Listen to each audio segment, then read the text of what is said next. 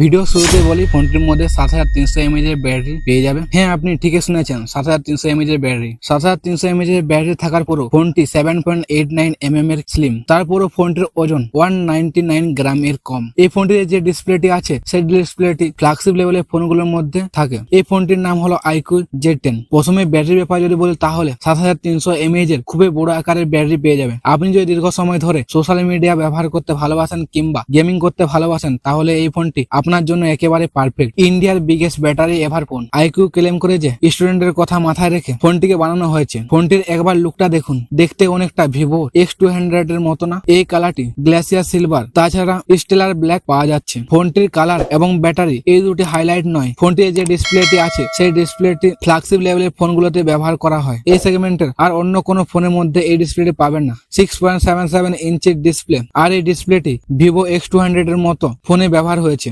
120 হার্টজের full HD plus AMOLED display, তার সাথে কোয়াড কার্ভ ডিসপ্লে, মানে চারদিকটা হালকা করে চারদিকটা হালকা কার্ভ হয়ে থাকবে এবং ডিসপ্লের প্রাইস ব্রাইটনেস 5000 নিটসের। ফোনটির উপর সাইডে সেকেন্ডারি নয়েজ ক্যান্সেলেশন মাইক এবং আর্চ ব্লাস্টার দেওয়া হয়েছে। ইনফ্যাক্ট IP65 এর রেটিংও আছে। iQOO Z10 এর মধ্যে মিলিটারি গ্রেড ইম্প্যাক্ট রেজিস্ট্যান্ট পেয়ে যাবে ডিউরেবিলিটি হিসাবে। iQOO ফোন মানে আমরা স্ন্যাপড্রাগনের প্রসেসর আশা করে থাকি। ফোনটির প্রসেসর হিসাবে Qualcomm Snapdragon 7S Gen 3 processor পেয়ে যাবে, যেটি 4 ন্যানোমিটার উপরে তৈরি, যার ফলে এই ফোনটি সহজে গরম হয় না। অন্তত বেঞ্চমার্ক স্কোর 8 লাখের উপরে বেরিয়ে আসে। LPDDR4X RAM, UFS 2.2 এর স্টোরেজ টাইপ ব্যবহার করা হয়েছে ফোনটিতে। ফোনটির 3টি ভ্যারিয়েন্টে পেয়ে যাবেন 8GB 128GB, 8GB 256GB এবং 12GB 256GB। Up to 24GB পর্যন্ত এক্সটেন্ডেড RAM বাড়ানো যাবে। তবে গেমিং এর জন্য ফোনটি খুবই ভালো, সহজে হিট হয় না, লেগও করে না, পারফরমেন্স খুবই ভালো বেরিয়ে আসে। 7800 mm স্কোয়ারের high performance pyrolytic graphite sheet use করা হয়েছে,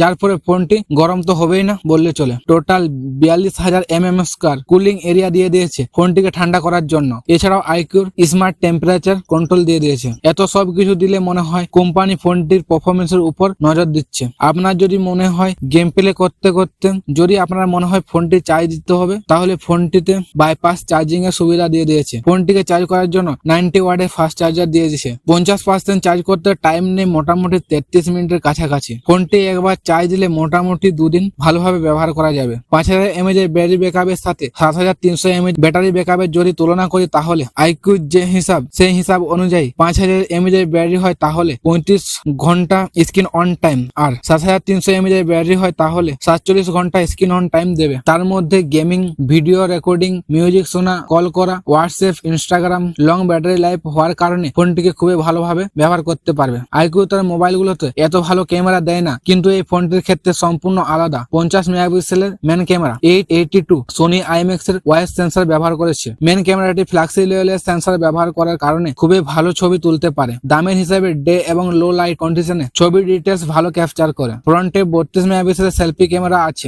আমরা তাদের ছবি তুলে দেখেছি, খুবই ভালো ডিটেলস এর ছবি তোলা যায়। যারা ভ্লগিং এর জন্য ফোন খুঁজছেন তাদের জন্য এই ফোনটা আইডিয়াল ফোন হতে চলেছে। তারা এই ফোনটি কেনার চিন্তা ভাবনা করতে পারেন। iQOO ফোন মানে Android 15 এর সাথে FantaCHOICE 15 পেয়ে যাবে। ফোনটিতে অনেকগুলো AI ফিচার্স দেখতে পেয়ে যাবে, যেমন সাইকেল টু সার্চ, সাথে AI ইরেজার, আরেকটা যেটা খুবই দরকারি জিনিস যেটি না দিলেন না, AI নোট অ্যাসিস্ট্যান্ট এবং AI সুপার ডকুমেন্ট ফিচার্সটিও এখানে আছে। 2 বছরের অ্যান্ড্রয়েড আপডেটের সাথে 3 বছরের সিকিউরিটি আপডেট সঙ্গে তো থাকছে। এতদূর যখন ভিডিওটা দেখছেন তাহলে ভিডিওর মধ্যে একটি লাইক, কমেন্ট এবং সাবস্ক্রাইব করে দেবেন। Thank you for watching.